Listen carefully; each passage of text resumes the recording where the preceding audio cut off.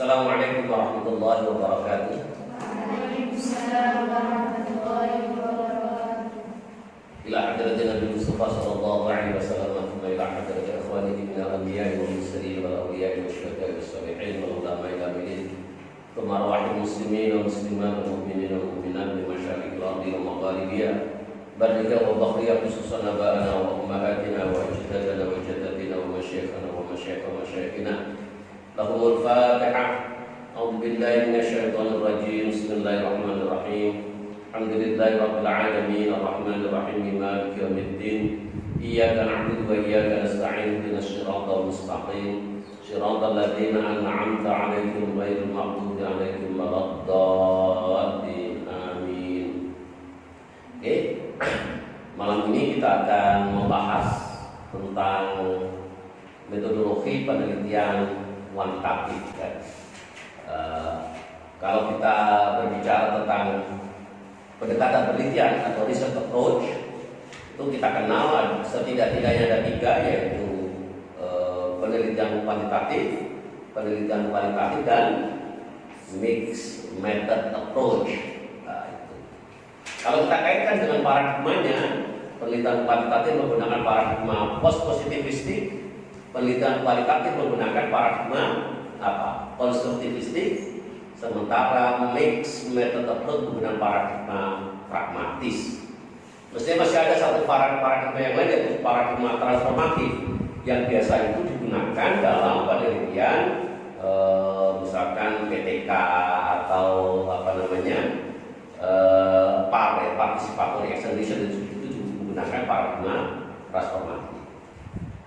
Kalau saudara berkeinginan untuk mendapatkan penjelasan secara lebih detail, saudara bisa menonton video yang sudah saya upload beberapa minggu atau mungkin 1 bulan yang lalu lah, terkait dengan 4 paradigma penelitian yang saya ambilkan dari bukunya John W. Creswell, Research Design.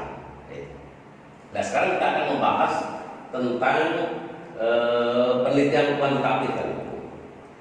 Seorang peneliti itu ketika memulai penelitiannya itu idealnya berangkat dari yang sering saya sebut dengan kegelisahan akademik. Orang itu menjadi gelisah biasanya manakala dia punya masalah. Masalah itu apa masalah itu? Apa Pak? Baik, masalah itu adalah kesenjangan. Kesenjangan antara apa? Kesenjangan antara desain sama dasar. Kesenjangan antara apa? Realita dengan yang seharusnya. Nah, ketika kita menemukan satu kesenjangan, berarti di situ ada masalah.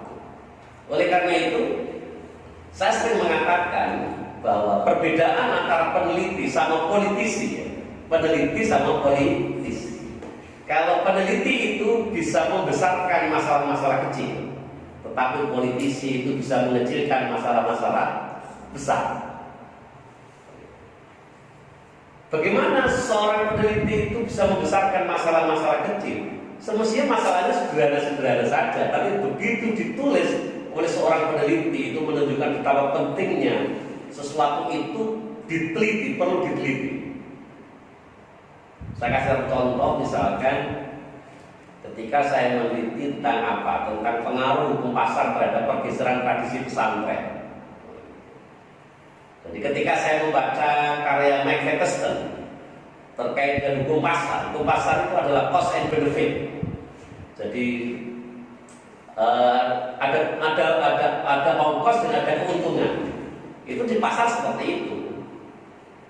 Berapa kita harus bayar, kita mendapatkan keuntungan apa? Itulah yang namanya hukum pasar. Dan setelah saya perhatikan, ternyata hukum pasar itu juga masuk ke dunia pesantren.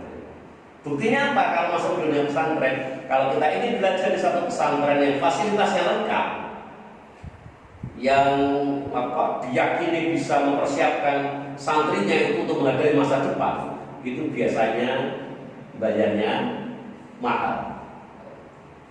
Tetapi pesantren-pesantren yang mengajarkan ilmu-ilmu keakhiratan kan itu bertumpu kepada kitab kuning, yang diyakini di dalamnya penuh dengan keikhlasan, itu biasanya murah. Jadi kalau pesantren yang selama ini dipersepsikan sebagai satu lembaga yang menjunjung tinggi keikhlasan, dan ternyata di dalamnya ada yang namanya hukum pasar. Dan pertanyaannya, apakah seluruh tradisi di pesantren masih terus seperti dulu atau sudah mengalami pergeseran-pergeseran? Itu ada masalah kan? Ada masalah yang perlu diselidiki. Kenapa? Karena di sana ada sesuatu yang menggalaukan ini. Makanya seorang peneliti itu harus berangkat dari yang namanya kegelisahan akademik. Semakin saudara gelisah terkait dengan akademik, semakin bagus saudara bisa menulis satu proposal penelitian. Dan saya sering mengatakan bahwa membicarakan kegelisahan akademik secara teori seperti ini gampang, tapi nanti pada tataran praktis ketika harus menulis itu biasanya memerlukan satu perjuangan panjang. Kenapa perjuangan panjang? Karena memang kalau kita tidak mengerti banyak terkait dengan teori berkembang terkait dengan yang apa yang kita teliti, itu kita mendapatkan kesulitan untuk menemukan sesuatu yang menggelisahkan. Kita menemukan masalah penelitian. Jadi inilah yang perlu saudara rasa, saudara latih terus menerus bagaimana agar saudara menjadi sedemikian peka begitu melihat satu realita di lapangan, terus saudara bisa berkesimpulan, oh ini menarik untuk diteliti ya, gitu. Jadi berangkat dari ini kegelisahan akademik. Ya, kegelisahan akademik itu perlu dicari jawabannya secara teori dan berdasarkan teori. Itulah yang saya sebut dengan apa rasional deduktif tadi.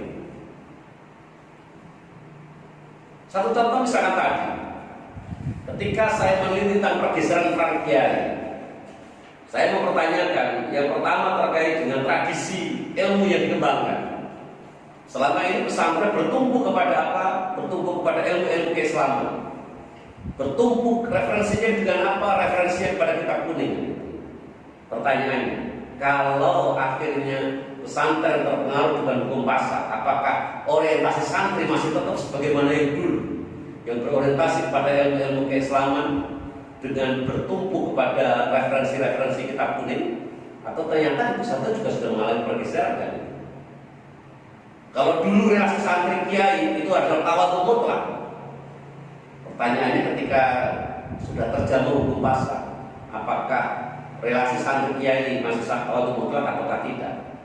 Jadi ini kita perlu mencari jawaban sementara terkait dengan apa yang menggelisahkan itu. Mencari jawaban dari mana? Dari teori.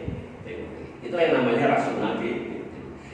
Kalau teori itu dikaitkan dengan apa? Dengan penelitian kuantitatif, maka teori itu bisa kita manfaatkan untuk dua hal. Yang pertama apa? Yang pertama adalah menyusun hipotesis. Kenapa? Karena teori itu sebagaimana berkali-kali saya sampaikan, salah satu definisi dari teori itu apa? Teori itu adalah proposisi yang menjelaskan kaitan antar dua konsep, antar dua variabel minimal.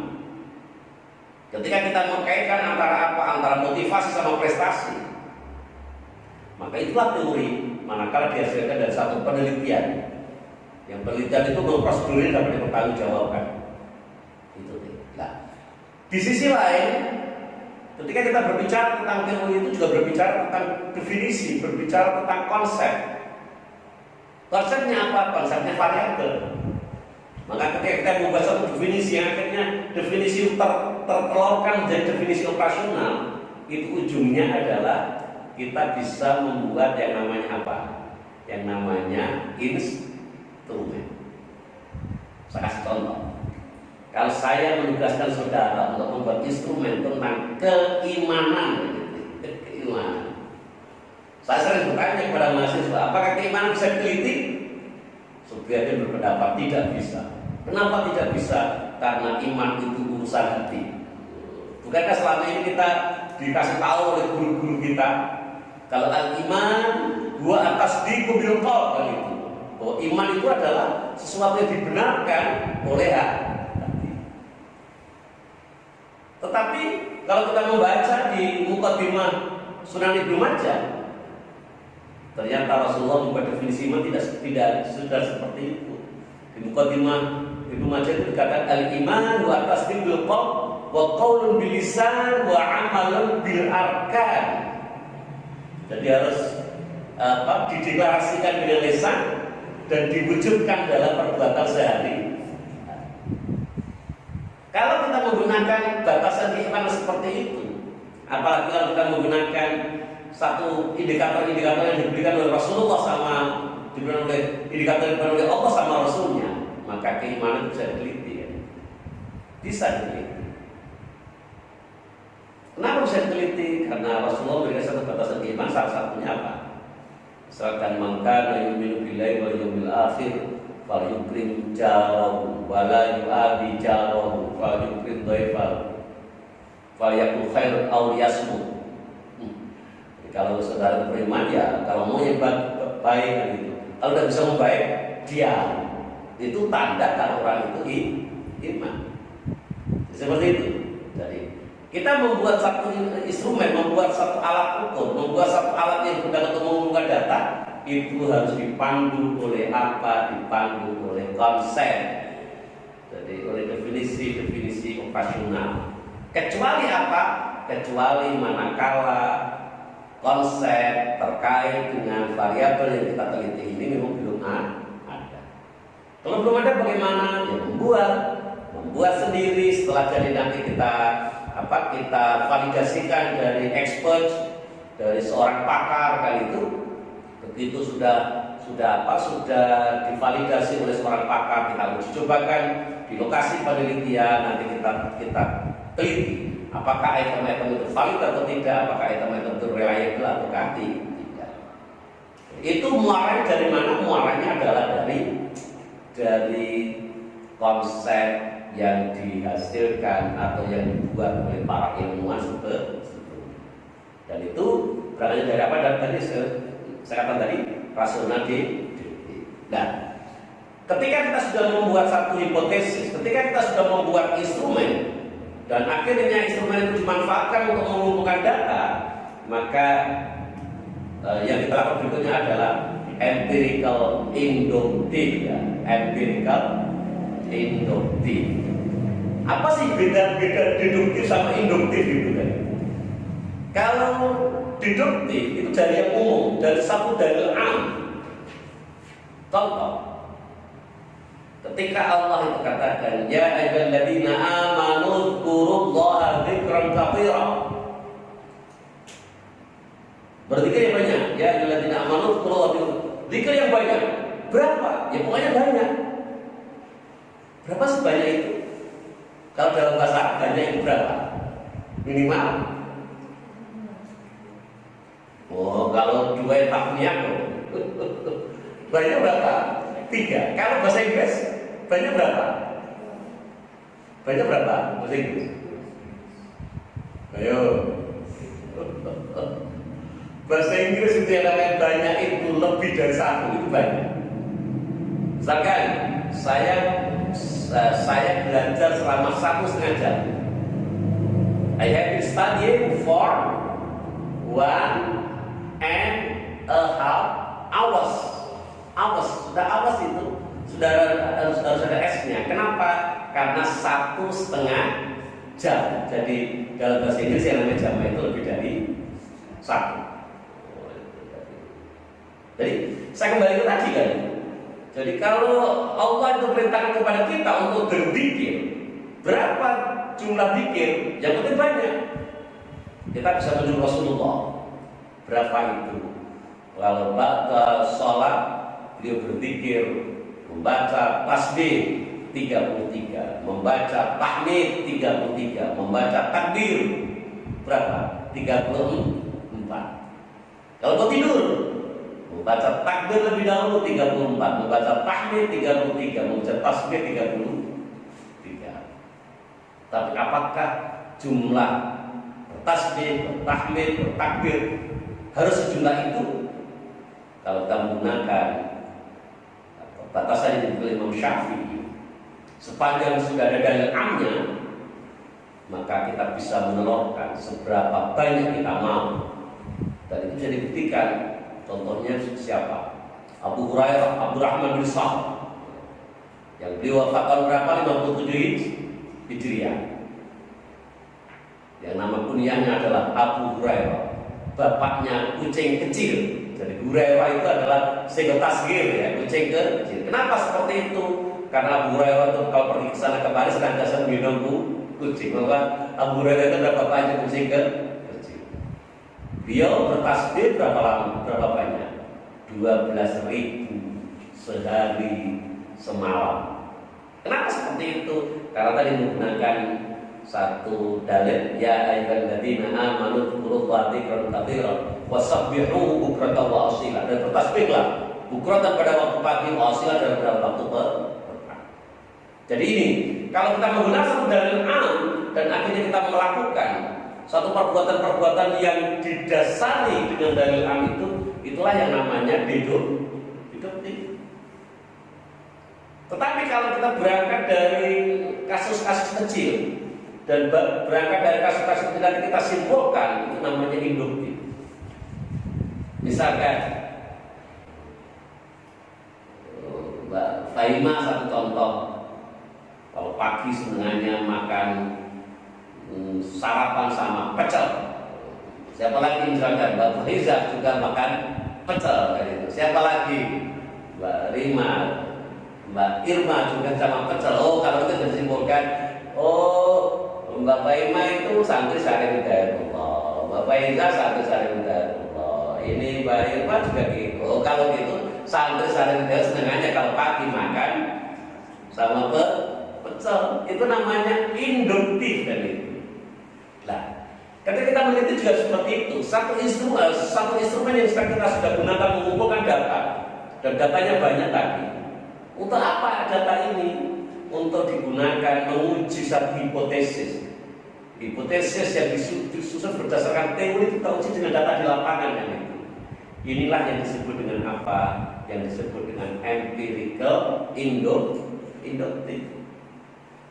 Jadi kita menguji teori berdasarkan data-data empirik kan gitu ya. Data-data empirik. Dan hasil uji hipotesis itu akhirnya menjadi apa? Menjadi kesimpulan. Setelah apa? Setelah hasil uji hipotesis itu didialogkan. Yang namanya pembahasan kalau di skripsi, tesis, disertasi, atau kalau dalam bahasa Inggris dengan discussion. Setelah kita diskusikan antara apa? Antara hasil uji hipotesis itu dengan teori-teori dengan hasil-hasil penelitian terdahulu. Dan itu nanti akhirnya hasil diskusi itulah nanti menjadi kesimpulan, dan kesimpulan itu ketika kita hadapkan dengan realita di lapangan akan menjadi kegelisahan akademik kembali. Oleh karenanya saya berkesimpulan bahwa tidak pernah habis yang namanya masalah penelitian, tidak pernah habis. Kenapa tidak pernah habis? Ketika ada satu teori-teori sudah dihasilkan oleh orang dan kita hadapkan teori itu dengan realita di lapangan, dan kita ketemukan adanya kesenjangan-kesenjangan yang belum terpecahkan dengan teori itu, maka itu adalah lahan untuk penelitian. Jadi seperti itu. Oke, sekarang kita masuk tugas orang mahasiswa ketika harus meneliti. Maka penelitian itu harus didahului dengan apa? Didahului dengan apa? Dengan menentukan topik penelitian. Seperti teman-teman ya sekarang semester 7, yang mau masuk semester 7 sudah dikasih surat cinta oleh prodi masing-masing. Untuk apa secepatnya menyetorkan topik penelitian? Nah, topik penelitian bagi seorang mahasiswa bagaimana? Topik penelitian bagi seorang mahasiswa itu harus relevan dengan program studi yang diambilnya kan. Jangan sampai saudara itu mengambil program studi PAI kan itu. Ternyata saudara ingin meneliti tentang apa? Otomotif, enggak jalurnya lain. Bagaimana ada mahasiswa PAI ingin meneliti otomotif kan itu? Tetapi apa tidak boleh mahasiswa PAI itu misalkan meneliti tentang apa? Taklis kaki satu contoh gitu. Nah, pertanyaannya, apakah ilmu taklis hadis itu diajarkan di PAI atau tidak? Apakah mata kuliah itu menjadi core dari prodi PAI atau tidak? Oh, ternyata di PAI itu ada Pak. Mata kuliah apa? Ada mata kuliah Alquran hadis, peminatan, Dan ketika kita mengkaji Al-Quran hadis itu, dalamnya juga mengkaji terkait dengan apa? Kualitas hadis. Oh, kalau begitu seorang mahasiswa PAI boleh meneliti apa hadis. Sepanjang apa? Sepanjang hadis-hadis yang diteliti itu adalah hadis-hadis yang ada di apa? Di buku Al-Quran hadis, di buku fikih, di buku akidah akhlak, di buku PAI dan budi pekerti kan itu. Boleh.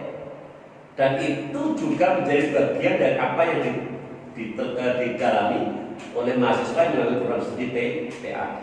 Jadi kalau meneliti itu berarti dia meneliti apa? Relevan dengan program studinya. Apalagi yang diteliti itu adalah pembelajaran hadis. Itu jelas sangat PAI kan itu. Sangat PAI. Gitu. Yang kedua, kalau kita menentukan topik itu harus sungguh menarik minat peneliti kan itu. Saudara jangan menulis sesuatu saudara tidak tertarik kan itu kan. Ketertarikan antar orang itu berbeda-beda. Dalam banyak. Makanya saya sering mengatakan, saya sering bilang, sudah Allah itu kan melatih kita untuk apa? Mensyukuri apa yang Allah berikan. Kalau saudara itu ditakdirkan kulitnya hitam, tidak usah saudara bermimpi seperti orang Belanda itu kulitnya putih kan itu. Terus sampai beli apa? Whitening lotion. Agar apa? Agar kulitnya menjadi putih. Tidak perlu seperti itu. Kenapa? Karena Allah juga menciptakan seseorang yang lebih suka dengan orang yang kulitnya hitam. Sudahlah, apa yang Allah berikan kita syukuri kan itu. Ini menjadi nikmat. Tetapi kalau kita senang tidak bersyukur, mengeluh dengan apa yang Allah berikan, hidup menjadi tidak nikmat. Jadi saya kembali tadi bahwa minat orang itu berbeda-beda. Sesuatu yang saya minati sangat boleh jadi dianggap oleh orang, oh itu memusingkan. Saya suka misalkan penelitian hadis. Oh itu kalau dilihat oleh orang bisa pusing 7 keliling kan? Bisa pusing 7 keliling. Karena apa? Karena banyak ulama berpendapat kita itu kalau ingin menekuni yang namanya ulumul hadis itu diibaratkan orang masuk ke hutan belantara yang tidak jelas mana ujungnya. Saking terkait dengan banyak hal. Nah, orang itu ketika ada tantangan seperti itu, ada yang merasa tertantang dan akhirnya enjoy menarik. Tapi ada juga itu memusingkan kepala. Kenapa memusing kepala? Hidup itu sudah susah, ngapain dibikin susah lagi ya? Sudah yang mudah-mudah saja. Seperti saya suka statistika. Padahal banyak orang tidak suka statistika kan? Saya sering mengatakan orang itu pada dasarnya tidak suka angka-angka kecuali uang. Kalau uang suka, kalau yang lain tidak suka. Makanya pas sudah hitung-hitung itu males kan gitu. Makanya dulu termasuk ilmu yang dianggap sulit itu ya ada matematika, statistika, kajian Islam, faraid kan itu. Ada lagi apa falak kan itu. Dan sekarang sudah diciptakan ada satu aplikasi-aplikasi yang mudah. Seperti yang tadi saya buat itu kan itu satu contoh bagaimana menghitung waris dengan 4 aplikasi yang tersedia di Android. Semuanya jadi sangat gampang. Tapi nanti saya berharap kita bisa belajar.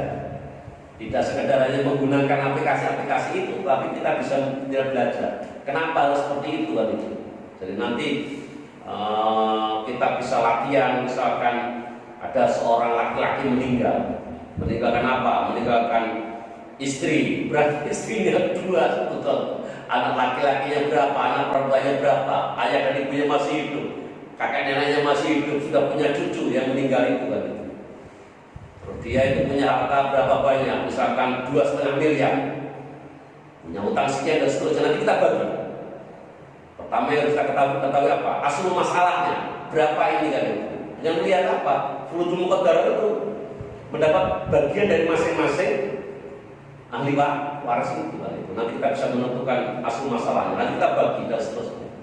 Tentu orang yang suka matematika belajar farid itu menyenangkan, gitu kan? Menyenangkan. Tapi kalau yang tidak suka, begitu melihat penuh dengan angka dan sangat banyak itu, terus geli-geli kepala. Lalu udah sangat bikin susah kalau yang ini gitu. Makanya Tadi saya katakan bahwa ketika kita meneliti itu, pilihlah satu topik yang kita memang berminat di situ kan. Kita berminat di situ. Selanjutnya, topik itu harus mengandung masalah. Tadi sudah saya katakan di latar belakangnya begitu kan, berada dari kegelisahan ini. Jadi topik yang kita teliti itu harus ada masalahnya. Masalah itu apa tadi? Kesenjangan antara apa? Yang paling bagus ada kesenjangan antara teori sama realita. Kalau itu sulit ya, kesenjangan antara realitas satu dengan realita yang lain, jadi menarik kan? Contoh misalkan, kalau menurut perundang-undangan yang berhak untuk melulus tidakkan seorang siswa adalah guru kan? Tapi sekian lama kan ada guru kan? Apa itu? UN, ya kan? UN, ujian negara itu. Pada seharusnya lulus dan tidak yang prerogatif guru. Jadi ada sesuatu yang kontradiktif kan itu, dan itu menarik untuk diteliti. Oke, kita terus ke penelitian. Mengadakan penelitian itu seharusnya memperluas dan memperdalam pengetahuannya dalam bidang yang ditelitinya. Bagaimana caranya kita bisa memperluas, kita bisa memperdalam manakala kita menguasai topik yang kita teliti. Makanya jangan sekali-kali kita mencoba untuk meneliti sesuatu yang kita tidak ngerti kan. Sekarang kan banyak ya, banyak. Ada mubalik itu yang dia tidak ngerti apa sih yang namanya ulumul hadis itu kan itu. Apa yang namanya tahdits hadis. Dia berani mengatakan hadis ini kualitasnya. Kadang-kadang istilahnya tidak lazim kan itu kan. Misalkan ini tidak qot'i kan itu. Qot'i yang seperti apa kan itu? Karena qot'i itu ada qot'i umur, ada qot'i dalalah kan itu. Ini qot'i yang mana kan contoh kan itu. Jadi ada mubalik itu yang niru-niru gaya-gaya orang-orang itu kan, dan menggunakan istilah-istilah itu. Ya akhirnya salah semua kan itu. Salah semua. Tetapi kok jamaahnya menerima, lah itulah yang repot itu. Jadi penceramahnya salah tuh, jadi ceramahnya tidak ngerti. Dan itulah tanda kalau sekarang ini sudah dekat dengan kiamat. Karena kata Rasulullah apa? Satati ala qawmin sanawat khadda'an. Nanti pada masanya akan datang bagi umatku apa? Tahun-tahun penuh dengan tipu daya. Yusaddaqu fiyal kadhib wa yukadzdzab fiyas shadiq. Jadi yang pembohong dikatakan apa? Dikatakan jujur. Sementara yang jujur dianggap pembohong. Ya kalau dalam istilah kerennya apa? Post-truth. Gitu kan. Saya pernah dengar kan istilah post-truth itu pasca kebenaran. Post-truth itu kebenaran hakiki tidak penting. Yang terpenting apa? Orang bisa menciptakan satu kebenaran walaupun pada dasarnya dia adalah ketika kondisi sudah seperti ini, kondisi sudah carut marut itu, kata Rasulullah, wa yatakallamu fiha ruwaybidha. Yang banyak ngomong itu siapa? Ar-ruwaybidha. Siapa ar-ruwaybidha itu? Ar-rajulu at-tafihu yatakallamu fi amril 'ammah. Ada orang bodoh yang ikut-ikut berbicara tentang urusan umat. Bagaimana ada orang yang tidak fasih membaca Al-Quran bisa menafsirkan Al-Quran? Itu kan luar biasa kan itu. Padahal orang belajar Al-Quran itu yang paling dasar pertama apa? Kan belajar makharijul huruf kan itu. Kalau membaca Al-Quran yang tidak fasih dan dia itu berlagak menafsirkan Al-Quran, tentu dia menafsirkan Al-Quran berdasarkan apa? Dengan roh dia kan itu. Kalau sudah seperti ini akan berlaku manfasal Al-Quran bi roh falyatabawwa maq'adahu minan nar. Siap-siap nanti akan masuk neraka. Jadi tidak boleh main-main ini kan. Makanya ulama-ulama itu ketika menentukan bagaimana cara menafsirkan Al-Quran itu harus apa? Orang yang menafsirkan Al-Quran itu harus menguasai apa? Menguasai ulumul hadis, ulum tafsir, ulumul Quran, ulum tafsir kan itu. Harus terkuasai secara baik. Jadi tidak sekedar hanya kita membaca Al-Quran terjemahnya langsung kita tafsirkan kan itu. Bisa celaka itu kan itu, bisa celaka. Jadi saya kembali ke sini bahwa seorang peneliti itu harus meneliti sesuatu yang mau dia kuasai kan itu. Kalau dia kuasai akhirnya bisa meneliti secara mendalam. Oke. Terus kalau kita meneliti itu topiknya jangan terlalu luas kan itu, jangan terlalu luas. Saudara misalkan berkeinginan untuk meneliti bagaimana sih perspektif atau persepsi siswa terkait dengan pandemi COVID-19. Saudara teliti di mana itu? Di dunia ini. Ini kan hebat kan. Saya nggak puas kalau hanya meneliti di Indonesia. Saya ingin juga meneliti di mana? Di Malaysia, di Singapura, di mana lagi? Di Jerman, di Amerika. Itu namanya terlalu luas dong. Yang sebisa saja lah, saya penting bisa mendalam gitu. Saudara itu bisa meneliti misalkan bagaimana persepsi mahasiswa IAIN terkait dengan kuliah daring saja. Itu sudah menarik sekali kan itu, menarik sekali. Mungkin tidak persepsinya mahasiswa, persepsi dosen lah itu. Kira-kira dosen itu kalau perkuliahan secara daring itu lebih suka atau lebih tidak suka kan itu kan? Itu juga menarik teliti kan, menarik teliti. Kalau orang bertanya ke saya, Bapak suka nggak kuliah daring? Kalau saya suka kan itu. Bidangnya suka sekali kan itu kan, suka sekali. Kenapa saya suka? Berbagai kelemahan dalam kuliah daring itu bisa kita atasi kan itu. Dan kelemahan kuliah daring itu apa? Kalau tidak terjadi komunikasi langsung antara mahasiswa sama dosen kan itu. Dan itu bisa kita atasi dengan apa? Dengan video-video kan. Kalau ngasih ulangan gimana? Kita bisa ngasih ulangan secara online. Jadi semestinya berbagai kelemahan dari kuliah daring itu kalau kita bisa menyelesaikan, maka kuliah daring itu lebih menyenangkan. Kenapa lebih menyenangkan? Ya kita kan nggak saya repot-repot kan, pagi-pagi harus mandi, pakai baju yang bersih, ke kampus kan itu. Kita cukup dengan layak-layak di rumah saja sudah bisa ngasih kuliah kan. Jadi seperti itu. Sama dengan sini itu. Jadi saya bisa mengkondisikan bagaimana santri Syarif Hidayat yang sekarang ini banyak yang di rumah itu masih tetap ngaji ya itu, masih tetap ngaji. Bagaimana caranya? Yo, ketika kita ngaji kita rekod, kita rekam, kita edit, jadikan video, di share. Nanti kalau sudah waktunya masuk, ketika situasi sudah normal, maka santri harus menyetorkan kitabnya. Ada maknanya atau tidak? Jadi berbagai kelemahan dari pembelajaran daring kita bisa atasi. Jadi saya kembali bahwa meneliti itu jangan terlalu luas. Ya yang cukup lah gitu. Yang penting adalah mendalam. Oke? Terus berikutnya adalah topik itu harus dalam batas kesanggupan peneliti untuk menyelesaikannya. Kecenderungan peneliti terkait dengan pendekatan penelitian berbeda-beda. Ada yang lebih suka penelitian kualitatif. Antropolog itu lebih suka ke kualitatif. Dia datang ke situs penelitian, dia melaksanakan observasi, wawancara, dia hidup bareng. Saya bisa kasih satu contoh, misalkan saya kenal orang yang namanya Pujo Smedi. Itu dosen antropologi di UGM. Itu dia pernah meneliti apa? Perilaku pemetik teh. Itu dia hidup bareng sama pemetik teh. Setiap hari dia pergi ke puncak, ke bukit. Dan teh kan tidak ada di dataran, dataran rendah. Itu di bukit. Dia setiap hari berangkat ke sana, ke bukit, ikut memetik teh. Ketika berangkat naik apa? Naik truk. Sebagaimana kebanyakan pekerja memetik teh. Sampai sore pulang. Dia juga pernah meneliti perilaku nelayan. Dia hidup bersama nelayan. Setiap hari di laut selama berapa lama? 6 bulan. Jadi ada orang yang sedemikian enjoy, menikmati penelitian-penelitian seperti itu. Nah, kalau saudara termasuk suka ini, suka wawancara, suka hidup bareng sama informan, sama partisipan, maka gunakan penelitian kualitatif.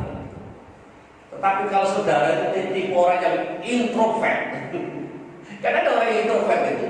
Orang itu ketemu orang mau ngomong sulit kan itu, mau mulai ngomong aja sulit kan itu. Bagaimana dia bisa menjadi peneliti kualitatif kan itu? Kalau seperti itu, jadilah peneliti kuantitatif. Saya sering mengatakan peneliti kuantitatif itu mendongar. Kenapa mendongar? Dia harus susun instrumen, dia uji coba macam-macam.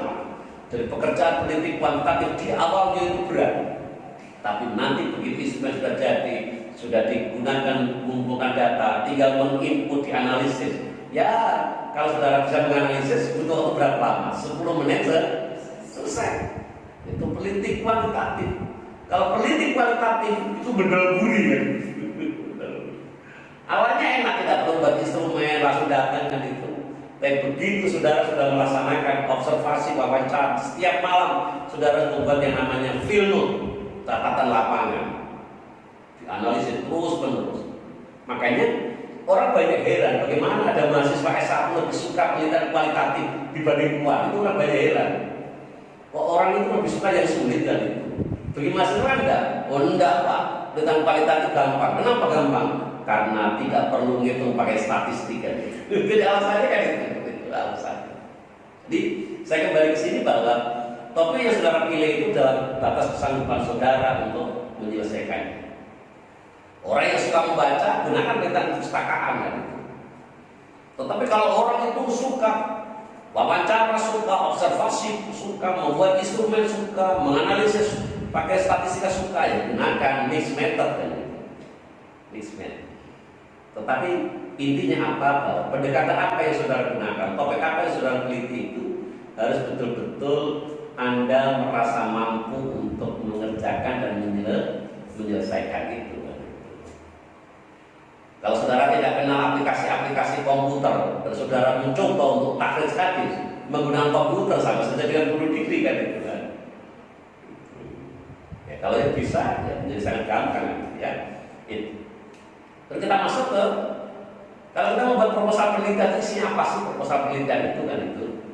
Yang pertama latar belakang, yang kedua masalah penelitian, yang ketiga tujuan penelitian, yang keempat kegunaan penelitian, ada telaah pustaka, ada konsep dan teori, ada lagi hipotesis penelitian, metode penelitian, rancangan penelitian. Jadi rancangan penelitian berada di metode ini, populasi dan sampel, instrumen penelitian, pengumpulan data dan analisis. Jadi itulah ketika kita membuat proposal penelitian. Nanti secara lebih lengkap bisa diikuti video part kedua dari video mata kuliah metodologi penelitian kuantitatif.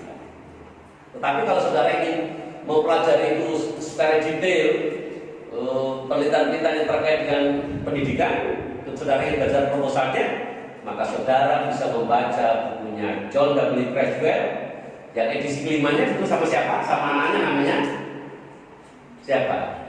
J. David Creswell. Judulnya apa? Research Science. Kalau tidak salah buku ini untuk edisi keduanya sudah diterjemahkan ke dalam bahasa Indonesia. Mungkin saudara bisa mencari di perpus di Mahat 1 ya. Karena saya dulu pernah beli, semoga masih kan itu ya. Karena dulu ketika buku-buku itu masih di lantai di bawah ya, di bawah itu. Dulu kalau ada masa pinjam, saya lihat mau pinjam aja kan itu. Apakah saya catat? Tidak, langsung nyatat sendiri kan itu. Tapi akhirnya apa yang terjadi? Dalam waktu setahun, 1 tahun itu buku saya kurangnya berapa? Kurangnya sekitar 2 meter kan itu.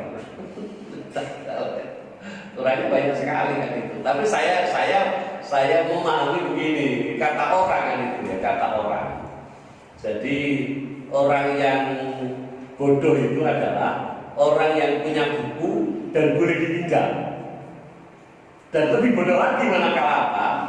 Dia meminjam dan dikembalikan. Itu kan tadi kalau pinter itu nggak bisa dikembalikan. Tapi diniatnya apa? Tabarukan. Saya yakini itu orang-orang yang tidak mengembalikan buku yang dikirim dari tempat saya itu ingin mendapatkan barokah saya kan itu. Tapi mau menarik.